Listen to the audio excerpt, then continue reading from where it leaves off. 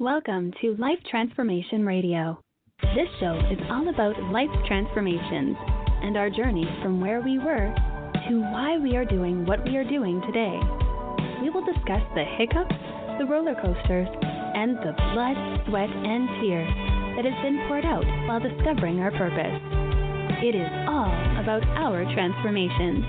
Here is your host, Sean Douglas.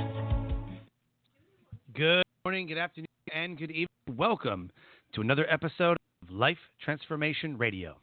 I'm your host, Master Resilience Implementer, TEDx speaker, business positioning strategist, and international best-selling author, Sean Douglas. This show is currently heard in over 74 countries. So whether it's your first time joining us or you've been listening to us for some time, I want to thank you to those who are listening around the world. Life Transformation Radio is all about our transformation. Here, tell the story of why we're doing what we're doing. We highlight that transformational moment that changed our lives and how we use it to then transform others, elevate their lives as well. You can listen to us live right here on the Blog Talk Radio Network Tuesday through Friday at 5:30 p.m. Eastern Time. Join our Facebook group, Transformation Radio Community, and never miss an episode by subscribing right here on Blog Talk Radio or wherever you listen to podcasts. Life Transformation Radio can be heard on Apple Podcasts, Stitcher, Spreaker, Spotify, TuneIn, Player FM, Radio Public, Overcast, Box, the Google Play Music app, and now we are available on Pandora. Subscribe wherever it is that you listen to podcasts. Life Transformation Radio's guests are entrepreneurs, speakers, business owners, other podcasters, authors who are elevating the world around them. And my guest today does exactly that. If you have any questions for any of the guests that I bring on the show during our live broadcast, call us up at 657-383-1109. Again, the number is 657-383-1109. And with that, please help me welcome to the show my guest for today, Alison Donaghey. Alison, welcome to Life Transformation Radio. Thank you so much. I'm so happy to be here. And damn, 74 countries. Is that what you said? You are incredible. Yeah, thank you so much. Started the show in February of 2017 and been kind of slow crawling, but I love it. It's been a great journey. Oh, well, good for you, making change in the world. I love it. Yeah, and your show is absolutely incredible as well. So we're going to talk about that. We're going to talk about a lot today. And I named the show, this episode after your show, Domino Thinking, with podcast host, Alison Donaghey. Mm-hmm. Alison is an international best-selling author, an entrepreneur, and podcast host. Known for challenging people to reflect on new points of view, Alison has always had a natural gift to be able to hold space for both sides of a conversation without bias, judgment, or opinions. She ignites curiosity in people to think about the mental constructs they have built within their lives but have not stopped to question. Today, through her #MyPoint movement, she is encouraging the world to defy the belief systems on victims and victimizers. She is helping the world move towards a place of true empowerment by helping people see the true value of everyone and placing themselves as part of humanity rather than being divided. Alison is leading people to understand that with the right mindset and a bit of critical thinking, anything is possible. The website is dominothinking.com. Facebook, LinkedIn, right there in the show notes. Connect with her, send her a friend request, let her know that you heard her episode of Life Transformation Radio. Alison, with reading that, I think I know the answer to this question, but I always ask every guest what their why is. So, Alison, what is your why for what you do? Oh, I do it because, I've had so many conversations with so many people who are so unwilling to see how they co-create the situation they find themselves in. And this is not about placing blame or shame or any of that stuff. It's simply about stepping back and understanding the construction of a situation. And then when we don't do that, our worthiness suffers, and we live in the space of a victimhood. And I just see the world going more and more in that direction, and it doesn't have to be that way. I 100% agree. There's a lot. Now, I don't know. I don't mind division. I don't know. Is division bad though? I think segregation is bad. But I mean, like you can have your beliefs and I can have my beliefs. That's division. But I think that we've added this negative connotation to the world as divisive. Yeah, well, everything is a double-edged sword, right? And so you're absolutely right. I think we can disagree, but not necessarily be divided, right? We can, you and I can have a different opinion about something. So I'm from Canada, so maybe we have a different opinion about guns, and that, but we don't have to be divided in order to have a difference of opinions. We can still be both willing to have a conversation with each other. We can be willing to truly see the other person and that their life circumstances that led to where they are. We don't have to agree to be connected. Okay. Yeah. So that's true. Yeah. I mean, I totally get where people are. I totally understand where people are divided on topics. And I totally understand why. Right. I think that people are just so in their own head and in their own space, and they're very closed-minded. Those are the people that make things divisive. Like, I believe and screw everybody else. And I've had conversations with you, and there isn't a lack of willingness to have a well-rounded conversation. That doesn't mean we have to agree. It just means that we have this willingness to do that. And, you know, when I see the world, it becomes so polarized and we get stuck in our echo chambers. And I think that is the really dangerous part. You know, these T-shirts that are like the future is female, like that's dividing humanity. That's not okay. Right? There's 50% of the population that is going to be completely discounted in that T-shirt. And how does a young boy feel when they're looking at it going, well, where do I fit into the future? And so I think that is that really dangerous part of being divided and excluding each other. Now, I don't believe in inclusion. I don't believe that is possible. But I do believe that we can hold space for there to be an allowance for people that the way they show up in the world. Because anything you have going on, if you're including one group, by default, you're probably excluding another. And so that's why I think inclusion is a really difficult thing to attain. Just like equality and truth. But let's not get into all those big ones, right? Right. I believe what I believe. They think my beliefs. However, here's the caveat that people miss. I must always have respect for the relationship. And most people don't. They say I'm against abortion or I'm for abortion, which is a huge divisive topic. I'm religious. I'm not religious. I don't like God. I love God. Huge divisive topic. Trump, not Trump. Huge divisive topic. Didn't you make a post on your Facebook one time about something like that and you got unfriended by all these people? I literally put out a post. I was at 5,000 friends, and I was using birthdays as a way to cleanse my friends, and it was just forever. And like 30 some odd people that I'd rather be connected with. I put out a post, and it said 5,000 friends, and rather than just exit people, I want you to unfriend me if you feel like my toting, loving, conservative, anti-abortion, anti-hate beliefs are too much for you. And people offended me. These three people. And then I got a bunch of hate messages like, how could you be in love with Trump? Like, gee, I don't know, because I'm military. Like, it isn't a choice. How can you be friends? Can they save people? They kill people who don't to be killed. So there's that. You just saw text like 3 days ago.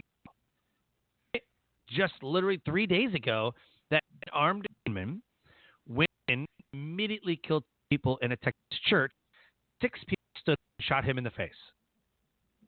And somebody shot him center mass, but there was like 3 headshots, 1 in the shoulder and 1 in the chest. Like in a church. And the church has a no gun sign on the door. No guns. But first of all, why would you ever try to become a mass shooter in Texas? They've tried a couple times, and so far it hasn't worked. Like they had a guy, was it like 2 years ago? Might have been more than that, but it was like 2 years ago. They actually had somebody at a rally. I don't know if they were Middle Eastern or where they were, but they had somebody try to commit a shooting, and it was immediately killed. That was years ago. And they had someone else try the thing at a school, immediately killed, like going into the school. Well, Texas just don't play. like everybody has a gun in Texas. That's why they say don't mess with Texas. But it's a divisive topic. I can believe whatever I want to believe, but the problem is people are not tolerant of everybody else's belief. They think that they're the devil. How can you believe that? That's terrible. Yeah. How about you just respect somebody's belief with that? Well, and the experience is different. Like I'm Canadian, like I said earlier, right? And so I'm listening to this whole Texas thing, and I'm like, but we don't have mass shootings here, and nobody has guns, right? And so when we realize that people's experiences come from somewhere, and that leads to their belief system, we're better able to actually have conversations with each other. Like I know talking to an American, we're probably not going to see eye to eye on a lot of things, but that doesn't mean I don't want to talk to Americans. I love you guys. I think you're great. And so... Right. But I also have to understand and respect the culture of America around guns, for example, if I'm going to have that conversation. Sure. And yet in Canada, it's really not an issue. I think we had 1 mass shooting 20 years ago. And so you don't have guns at all in Canada? Sorry? You don't have guns at all?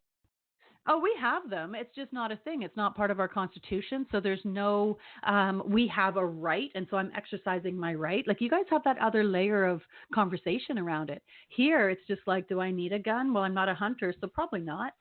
You know, I've taken a course, so I know how to handle a gun and all of that stuff. But do I really want one in my house? No. Do I need one? I don't even lock my doors. Right.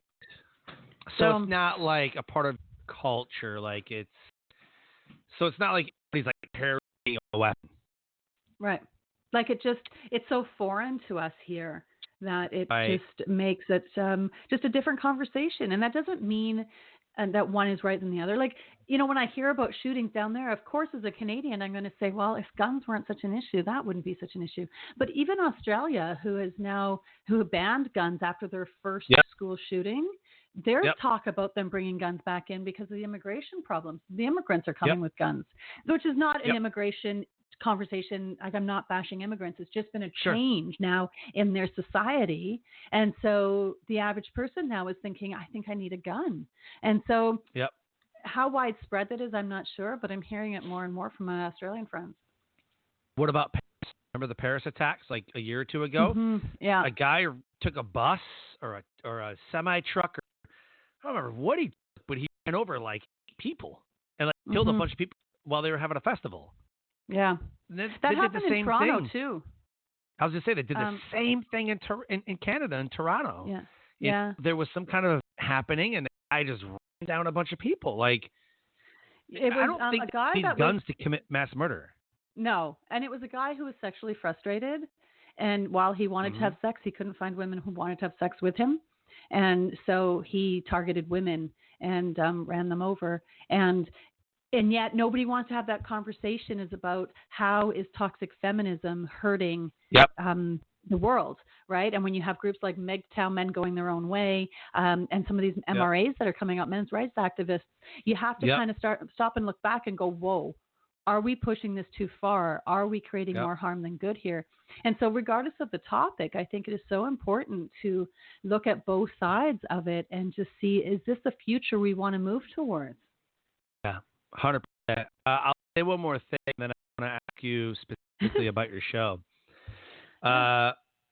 Being from Canada, what did you think about the United States? The women, I think during the Trump inauguration or whatever it was, remember the hats they were wearing? No, yeah. My God, I was like, what are we doing? I mean, Yeah. I'm a woman, but even women, like women in my family, you know what I mean? They ask me like, so you supported Trump? You know, what do you think? This is, oh God. Which is another level. As a female, it wasn't one of my. I have mixed feelings, I suppose. One, I don't think I need to wear kitty cat heads. I think that that whole pussy thing really is playing a game that I wouldn't want to participate in. So for me, it wasn't a good fit. And yet, I think it's been a while since women have sort of stood together, and yet I think there was a lot of toxic energy around it as well. And I think we have to be very careful about it. Like feminism is not just masculinity that is toxic.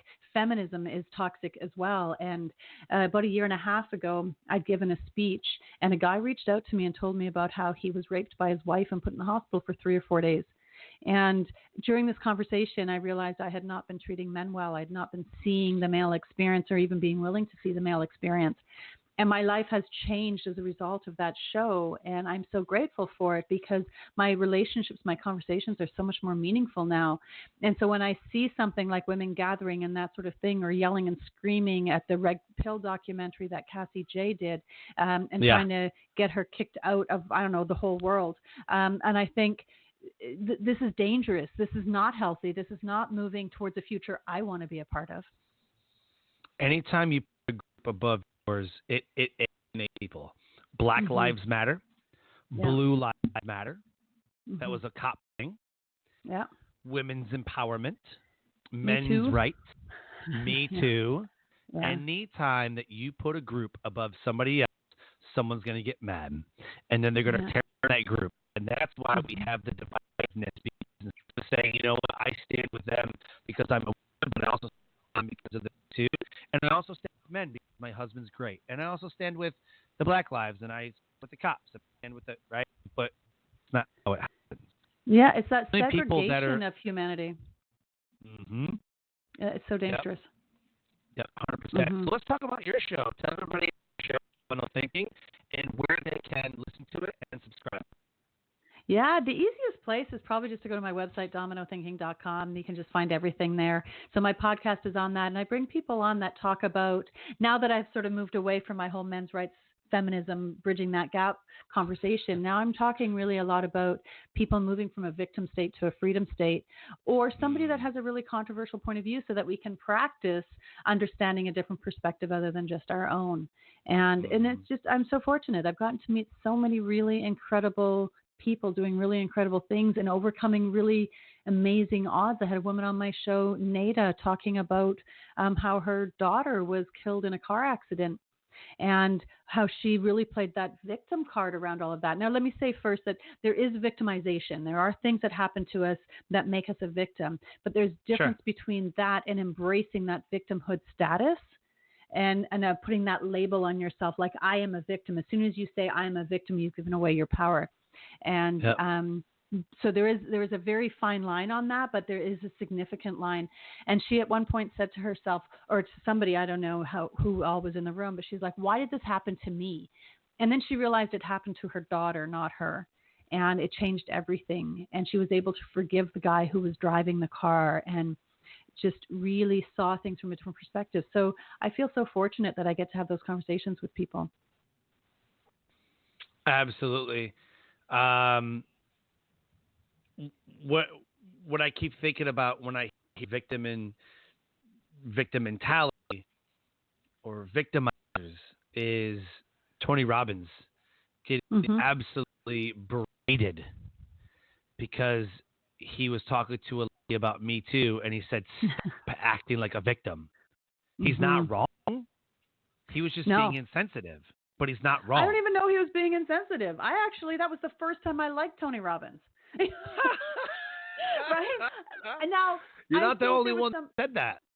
Right? I think he's been coddling a lot before that, and that's not his style. And so when he was just like very much like, stop being a victim, I think there was extenuating circumstances around all of that people were able to jump on him for. Like he was standing higher than her. And the whole pushing thing and all of that. So that dynamic played into things differently. But his actually saying, stop being a victim, I was like, go, Tony. Good job. And then he recanted, and I was like, says, no. Mm-hmm. Yeah. That's his thing. If you listen to anything Tony Robbins, it is stop playing the victim. Mm-hmm. Stop being a victim. Yeah. You are not a victim. Like that's a thing. So if that's his thing, a woman goes there, then she's going to speak up about being a victim and not expect him to say, don't be a victim. Come on. Where's her personal accountability in all of that? It's almost a different way of saying women's empowerment. He's just saying, don't be a victim. Yeah. Well, and then I'm not even sure about this whole women empowerment thing, because so much of that is telling us we're victims, right? Like when the bus driver is told that they have to stop at a non-designated bus stop to get a woman closer to her door so she feels safer walking down the street, when stats show that men are more likely to be a victim of random violence walking down the street than women, that makes women feel unnecessarily so that they're going to be victimized. I 100% agree. So, it's we're not doing ourselves any favors with a lot of this stuff. So much of it is keeping, like, the system that is put into place to empower women, the feminist movement, is actually doing the reverse and keeping women down and feeling like a victim. And if I hear one more woman say men have to fix this for us, I'm going to lose my freaking mind. Oh my gosh, you're not the only one. You're not. Here's what I hear a lot, and let me test this with you. I put out a post, and I had 10 people, and I do this every year. I put out a post, said these are the people who walked in 2020. There was one woman, Trish Lee, who was absolutely phenomenal, and these are like Jeremy Slate was on there, Bolsher with his podcast magazine. These are the people that I know for a fact are creating something for 2020, and I don't know if you are. I think you are actually. If I look back at our messages that we've had, you've sent me a couple things. But this is just what stood out to me. These are the people who have an online course or a magazine or an event or like Jeremy Slate completely revolutionized his business, podcasting and everything else. And I put out a post, and a lady put on there, she says, "Geez, where's all the women on this list? You couldn't include more women." And I politely said, more women need to stand up. Mm-hmm. And she's welcome to making her own list. 100%. It's not my fault that I don't think that there was a lot of women that were sticking out in my mind. Because I was sitting there, I'm like, 10 people, let me make a list. I'm like, I know that person is. I know that person is. I didn't even look at Facebook. I wanted to, in my mind, create a list that literally to its core was true and authentic to me and what I felt that these people were doing, and I know for a fact that they're doing. And it's just positioning. Yeah. Now, if I went through Facebook and looked through everybody's posts, everybody's doing something great. It wasn't to say that nobody's doing something great or only 10 people are awesome, everybody else sucks. It was these 10 people are just who stick out in my mind right now. And it was, where's there's more women? And I said, well, more women need to stand up then. So don't blame me. We forget, though, that women show up differently, too, than men. I was at an event, and I was listening to a bunch of speakers on the stage, and the men, jeans and T-shirts. The women were showing up in high heels that they couldn't walk in, dresses they didn't look comfortable in. The whole, just the visual of them on the stage was so very, very different. And then we want to be treated the same, and yet we don't show up as maybe truthful as we could. And I know I'm making a gross generalization here as well. But there's a lot of truth in generalizations. Otherwise, we wouldn't have them. And I think if, then we could really get into the whole wage gap about what you just said about recognizing women and not.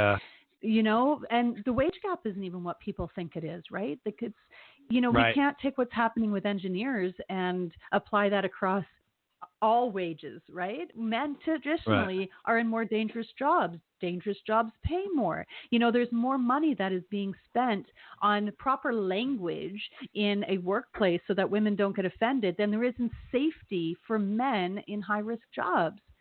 And women don't want those jobs. So when you have markers about what women want in their profession, they want Monday to Friday. They want 9 to 5. They want to be able to spend time with their kids, work-life balance, flex days, all of that sort of stuff.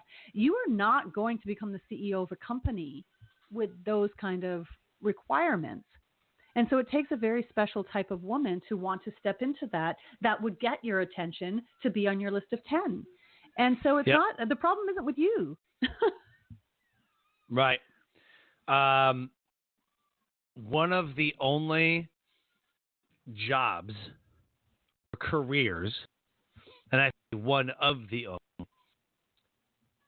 only jobs and careers that I could think of off the top of my head, and I may be way off base, but the only job and career I could think of would be government jobs for wage gap. In the military does not care what gender you are. You're paid on rank, and you're paid on years in that rank. In Congress and in Senate, it's a set pay. Doesn't matter, what gender or whatever. It's based on how many years. And like, government is literally the only one who sets it up to where it doesn't matter what gender you are. This is the pay scale. Mm-hmm. And I don't know about cops. I don't know about cops. I don't know too much about teachers, but I know in corporate it's about 80 to 85 cents women get to the men's dollar. It's about what that is right now. They're the wage gap. I don't know what that is. I have no idea. But part of that has to do with the fact there's several things I think at play there. One, people are running a business, and so they have to control their costs as much as possible. Sure. You couple that with the fact that women are less likely to ask for a raise and they're more likely to ask for a lower start rate. That's not the business's problem necessarily. That's the woman's problem. Right? Okay. Value yourself. Ask for more money. Ask for what you're worth. I own a house painting company.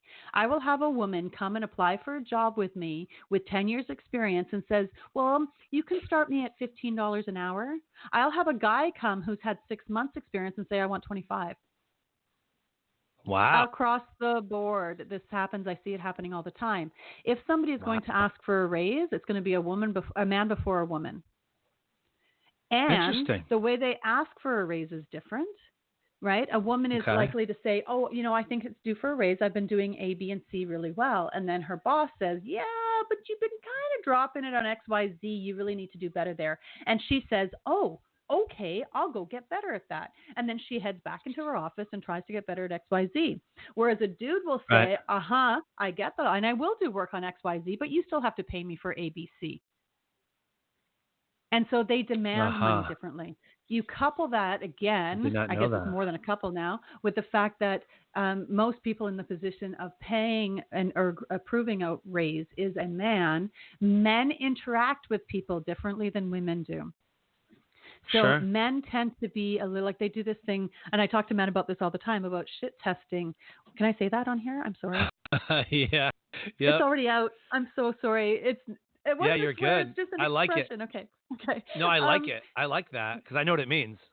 Right. Now, I talk to men who don't know what it means, and then I explain it to them, and they're like, oh, yeah, we do that. And so it's this way that men test each other to see if they're safe. And you would see a lot of this in the military. Yep. I talked to a woman who was suing the RCMP, the police force up here in Canada, for sexual misconduct because they put a dildo in her desk. And I was talking to her about it, and I said, so did they just do it to you? And they said, well, no, they did it to all the rookies. And I said, were all the rookies female? And she said, no, I was the only female. And I said, so it had nothing to do with your gender. And she went, what? Yep. And I said, they were testing you, and you failed because you ran to HR and you didn't hold your own. And she went, oh, my God, nobody has ever told me that before. I didn't understand.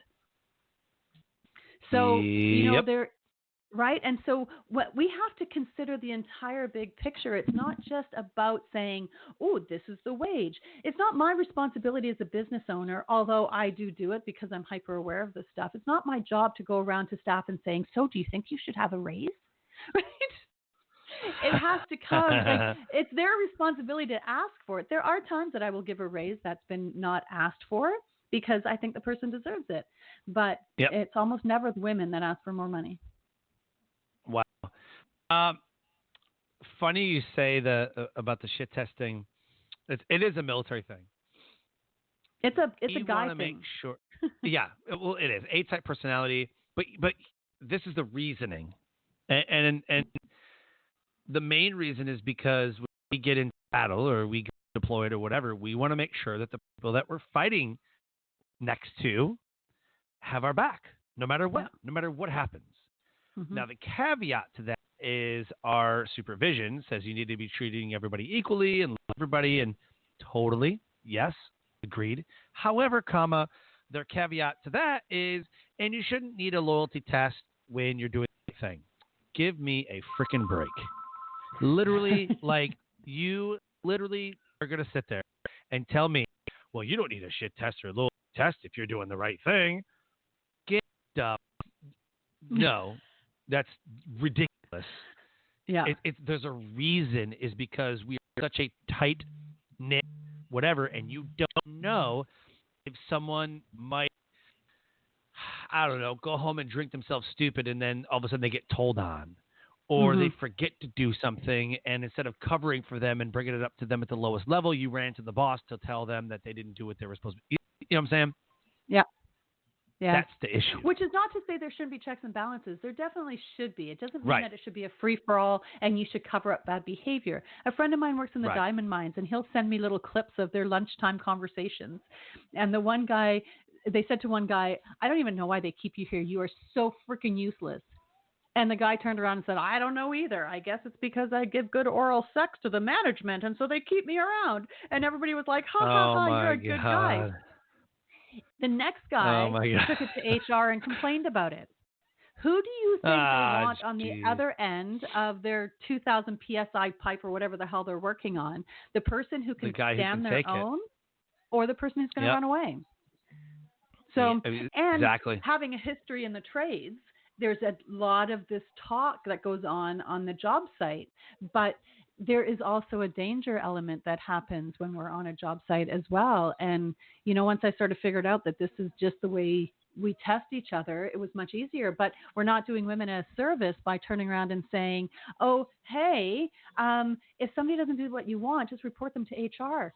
How about understand the sandbox you're about to start playing in and know what the rules are, and then play by those rules? Yeah. Oh, yeah, 100%. I will also say that the military has instituted something. The military is famous for programs. So we have something called Green Dot. And a Green Dot program is supposed to stop that conversation about the moral and I took this girl home, you know, whatever. And so we have a human relations 101 that's like, if you're talking about something and somebody says stop and it's offensive to them, you must stop. With no questions asked and no reprisal. And I'm like, well, that should kind of be a thing anyways. But again, if I'm talking about something that I want to talk about and somebody overhears it, then don't listen to my conversation. Like, I don't, like, to me, I'm like, don't listen to my conversation, freaking offend you. But then again, you know, as a man, I should be. You should be fixing it for us? What? As a man, you should fix it for us? Yeah. Yeah. But don't you and find that is the case in so many conversations, though?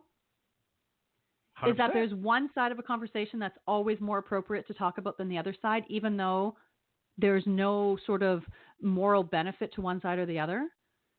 You know, like, it's okay for somebody to knock on my door and talk about God, but it's not okay for somebody to knock on my door and talk about Satan.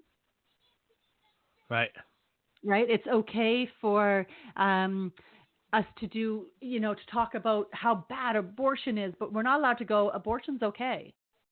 Right? So there's, you know, and so this is what's happened. One side gets silenced to placate another side, and that is a real uneven distribution of power, and it victimizes people, right? Like, that's not how we should be getting our power. 100%. And sorry, go ahead. I get excited about this. No, if my worthiness is intact, you can say whatever the hell you want to say, and I'm okay. Yep.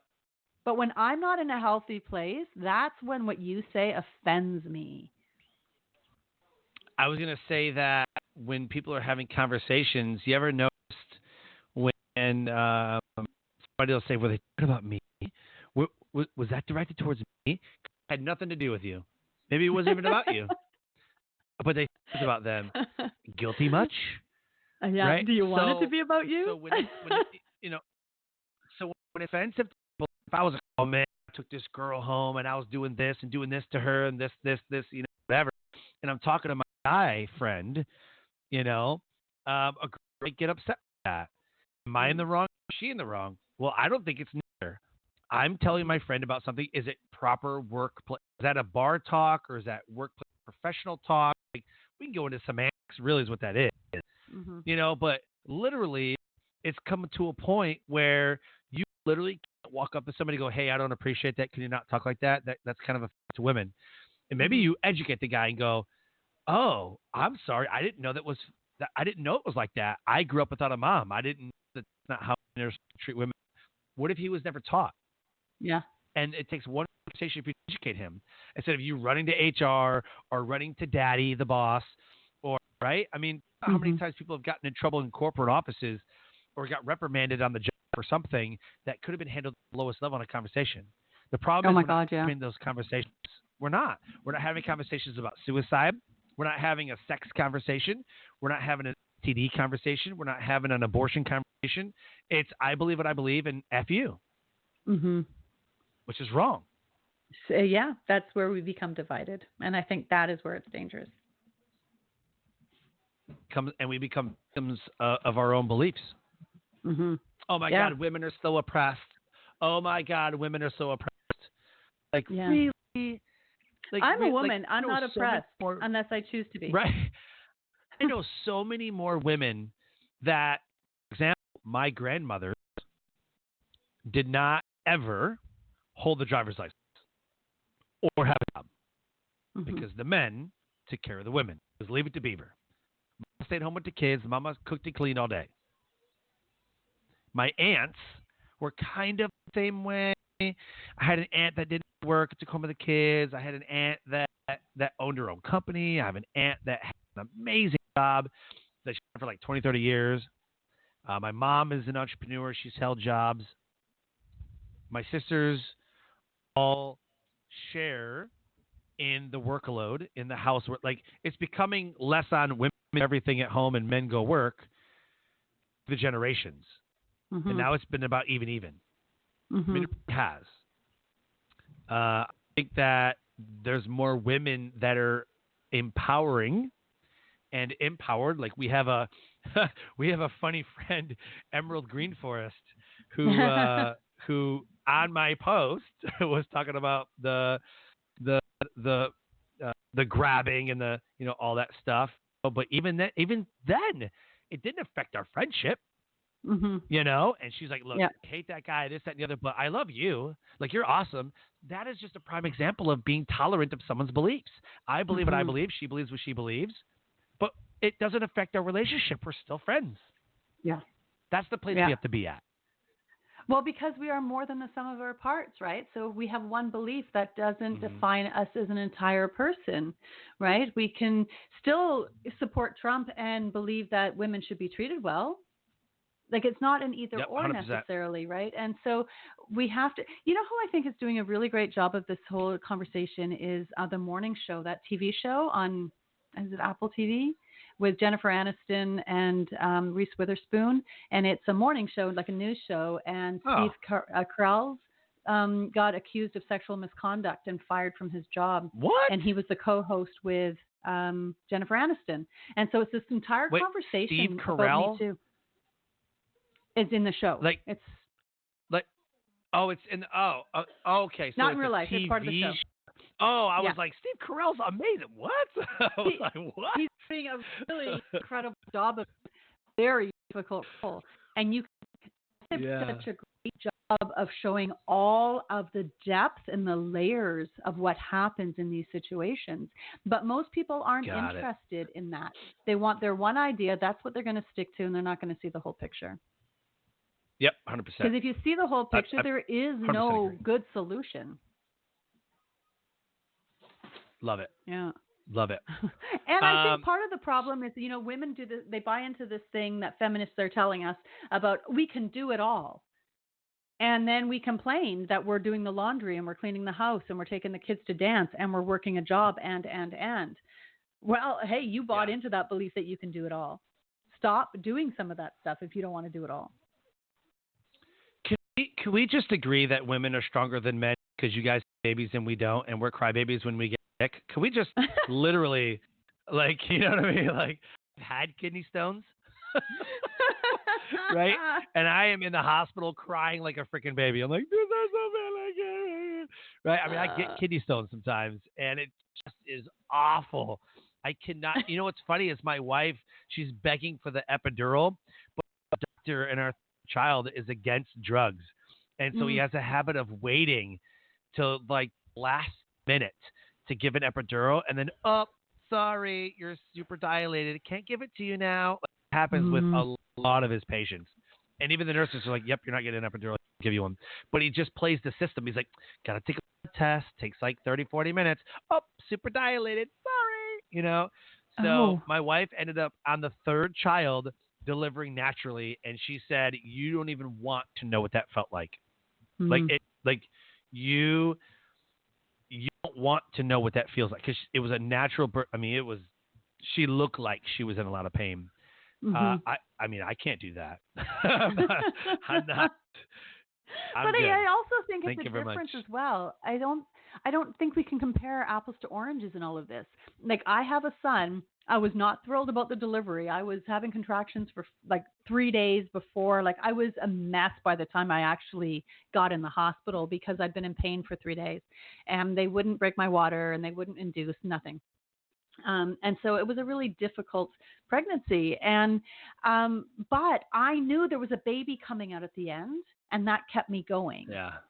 Right. When they simulate it for men and they attach all these nodes, there is no end game for them. So it's harder for them to control the pain, which is not to say pregnancy is not extremely painful, but there is an element that we can't replicate. And that is that element of when we are delivering, we know there is a baby counting on us on making it happen.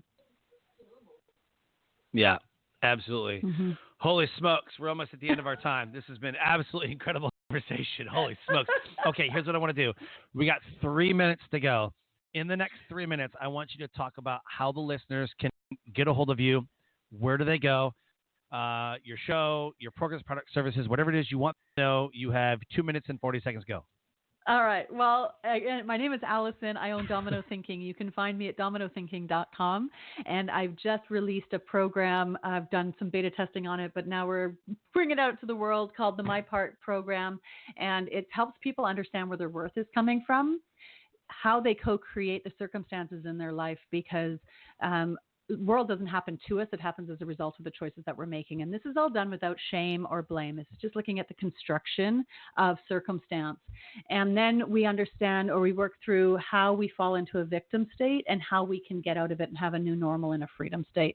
And it's just been really a remarkable program that is doing such incredible things for people and just changing their lives and saving marriages and businesses and stuff. And it's just been really, really cool. And so I would encourage anybody who was wanting to move into more of a free state to just reach out to me. I answer all of my emails. Sometimes it takes me a little while, but I do get around to all of them.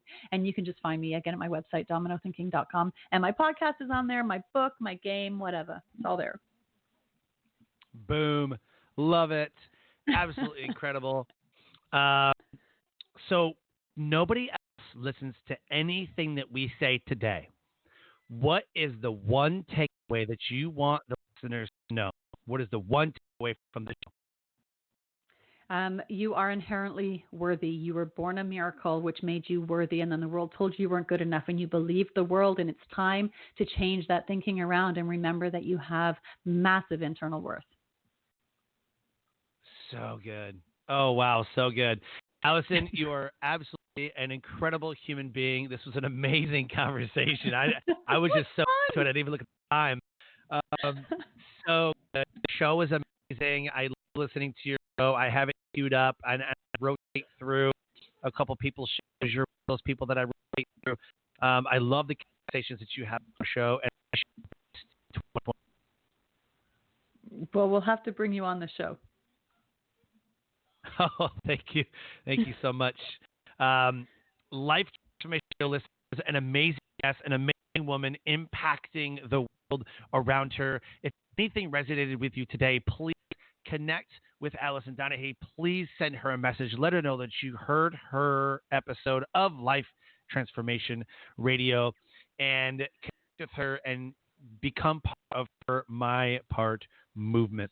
And if anything else, subscribe to both of our shows, Domino Thinking, Life Transformation Radio, and I end the show by saying live your brand. Find opportunities every day to live out the core values that you hold deep in your heart. Call this living your brand. So until next episode, live a great life.